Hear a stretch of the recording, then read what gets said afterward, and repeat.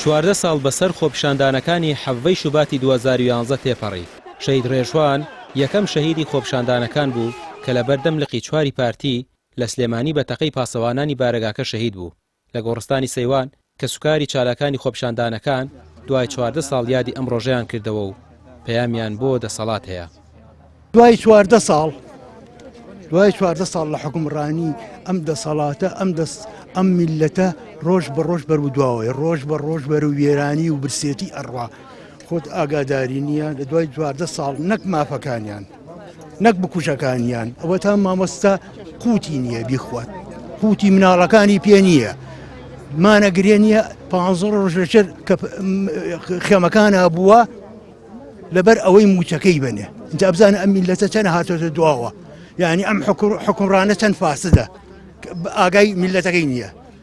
بۆ ئاگای لە میلەت لەبەر ئەوەی نییە حاشەکەی چواردەوری ڕاست ئەکەن بە درۆش ئەکەن بە ڕاست، ئەڵێ ئەم میلەتە هەمووی درۆکە، ئێوە ڕاستن گەورم تاوە هەتا ئەوان نییە ئەوە بە چواردەوری ئەوە بن نییە ئەم میلەتە خراپتری بەسەریەت.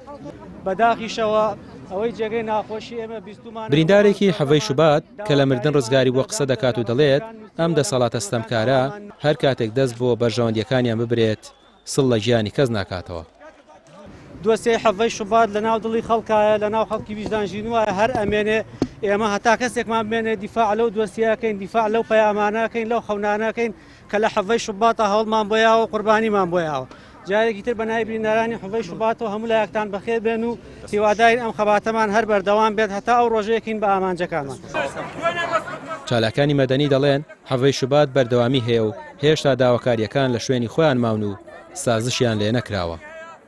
کوردستان بە دەسەڵاتی ودنا ئەمڕۆ هەزار جار نابۆ دەسەڵاتی مافیا، نابۆ دەسەڵاتی داهادز و مرۆڤ کوژ و موچە دس، نابۆ حکومڕانی پیاوە قەزەمەکانی وڵات، نابۆ حکومڕانیەک شەوەکانی پڕە لە خەم و خەفەت و ڕۆژەکانیشی تروسکاییتیان نییە، نابۆ حکومڕانیەک گەنج تێیدا لە خاش دەدرێ و لە هەر ماڵێک نەخۆشێکی شێرپەنجە هەیە، نابۆ حکومڕانیەک بە سڵحی عەشایەری و قومارخانە بەڕێوە دەچێ و نەک یاسا و دادگا بە کچە مۆدێل و قەزا و قەدەر دەڕوا بەڕێوە نەک بە عەقڵ و پیاوی دانا، نابۆ حکومڕانیەک پڕە لە مەقەڕی حیزبی بێخێر و سیاسەتمەداری گرگن و خانەنشینی پلە باڵا.